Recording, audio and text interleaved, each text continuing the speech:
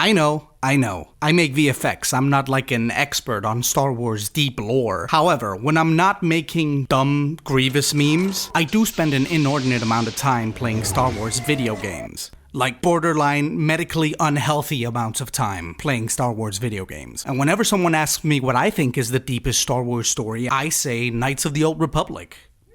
2. I have spent hundreds, if not thousands of hours on Knights of the Old Republic 1 and 2. You might think it's stupid to spend your time playing those old games over and over when there's so many new games. I mean, I do that too. But if you think about it, Star Wars and video games kinda grew up together. The first commercially available video game was Pong, and that only got released within a few years of Star Wars. And it really only took a single year for someone at Apple to make the first unlicensed Star Wars video game. That's right, the guys who made this also made this. A few years later, The Empire Strikes Back was released, and with it, the officially licensed video game. Wow, look at that. I mean, I know this doesn't look like anything when compared to games today, but back in the day, this felt like this. One thing you'll notice, though, is the explicit lack of any type of deep, meaningful story here. And that wasn't unusual back in the 70s or 80s. The big brain types at LucasArts were still looking for the right video game format to tell a personal, epic Star Wars video game story. And there's been over 140 Star Wars video games since then. Everything from brilliant action games, strategy games, racers, dancing Connect games, to, yes, Knights of the Old Republic. So what is it about Kotor or Knights of the Old Republic that the internet loves so much? If you didn't play it at the time of release and you're picking it up for the first time about now, you might think, well, that doesn't look too good. And it doesn't. Even back in the day, Kotor wasn't considered the most graphically ambitious title by any standards. The combat wasn't mind-blowing either. The 3rd edition Dungeons & Dragons system used for the combat and equipment was lackluster. Just ask anyone who's missed 20 times in a row with a giant blade against a weak enemy. But that didn't matter, because you got to not only customize and build your own lightsaber, but you could choose exactly what to wear, and there was a plethora of rare, powerful robes, weapons, and armor sets. Mostly though, Knights of the Old Republic felt amazing for one major reason. You got to create your own hero and embark on an unbelievably epic Star Wars role-playing story. Hard as it might be to imagine, that was the first time a full third-person customizable character RPG had ever been done for Star Wars. Sure, there were great stories in some of the Face Flight sims and some other games, but never an all-encompassing Star Wars story where you play as a Force wielder you built yourself. People like myself loved playing other games like Final Fantasy and the Elder Scrolls games, and we even modded them to add lightsabers and Force abilities. But we'd been waiting for the amazing AAA Star Wars game for decades. And that's not all. Knights of the Old Republic was produced by BioWare and written by Drew Karpyshyn. The same dude who wrote Baldur's Gate, Neverwinter Nights, and, Mass Effect. And to give himself as much creative freedom as possible, he asked and was allowed by George Lucas to set the game in a time period that wouldn't mess with the established lore of the Skywalker family. So he set it during 3,956 years before the Battle of Yavin. In Knights of the Old Republic, you played as an unnamed soldier. You woke up in the middle of an attack on the Endar Spire, a spaceship on a mission led by the highly talented Padawan Bastila Shan. You escaped the spaceship with Cartho Nasi, another Republic soldier in an escape pod, to the Sith-occupied Terrace, where you began your search for Bastila. The game was a massive hit, partially due to the great reviews and massive marketing campaign, but there was one more thing that was added into the game, and that was the light and dark side system. No longer were you forced to play the game as a light side Force user. You could play the game again and again and be neutral, light side, or dark side. And while Knights of the Old Republic proved to be an epic Star Wars story, Obsidian Entertainment had already started work on a sequel, one that at first glance wasn't tethered to the excellent story of the first. According to Chris Avallone, lead designer of KOTOR 2, they weren't even allowed to play KOTOR 1 when they were drafting the story. But they got to read it, and pretty quickly they decided that the motivations of the main character would have to come from a darker and more serious, maybe more ambiguous place. The choice was made to set KOTOR 2 5 years after the end of the first game, during the Dark Wars. This time your character's backstory was as an exiled Jedi who'd followed the villain of the first game, Revan, into war against the Jedi Council's wishes.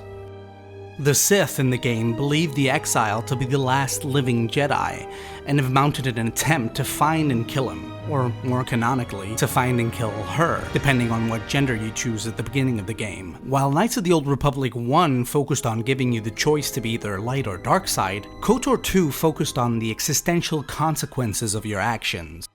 Can you spare a few credits, maybe help another refugee in need?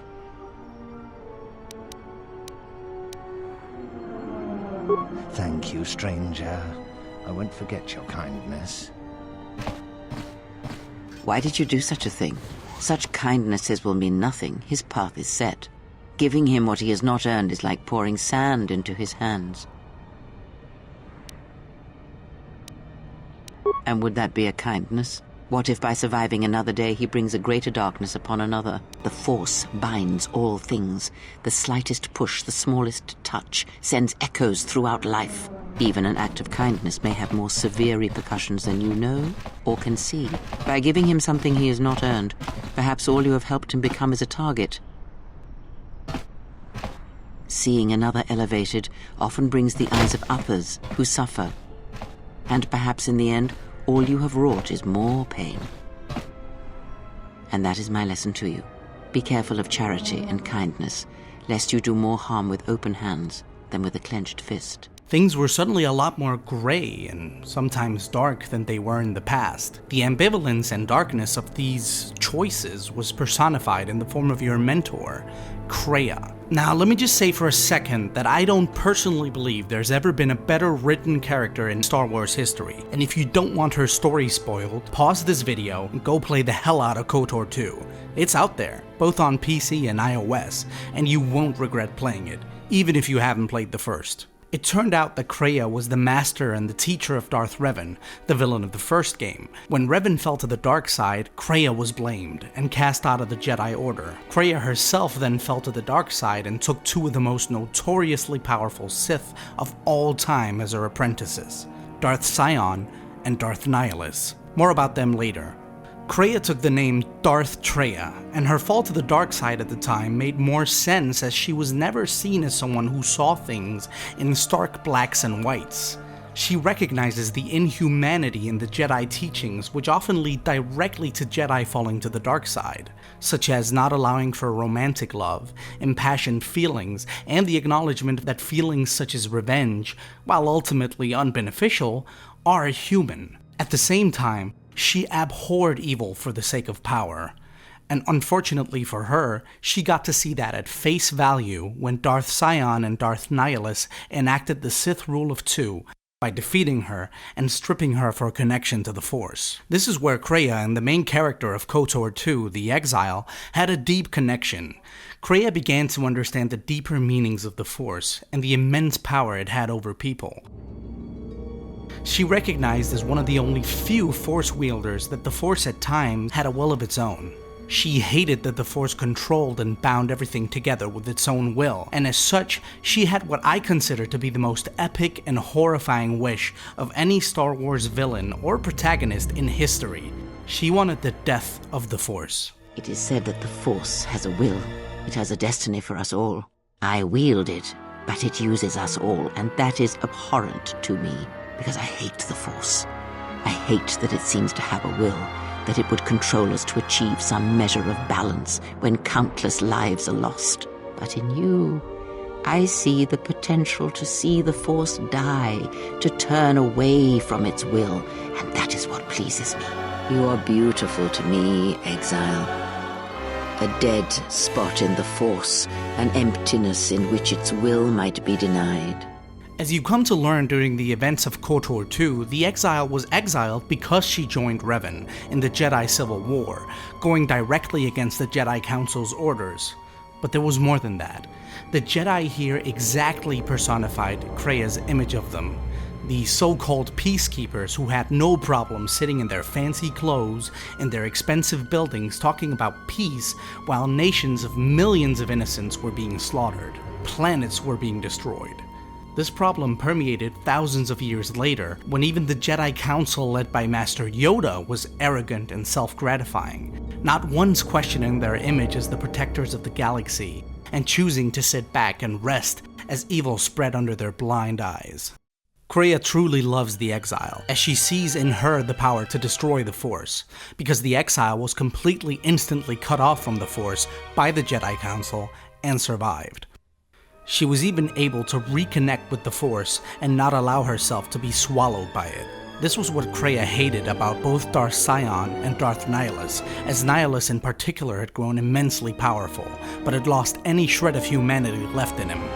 All he had in his life was the hunger for the Force. There is no strength in the hunger he possesses, and the will behind his power is a primal thing, and it devours him as he devours others. His mere presence kills all around him, slowly feeding him. He is already dead. It is simply a question of how many he kills before he falls. Then you understand how terrible such a power is, and why it must be ended.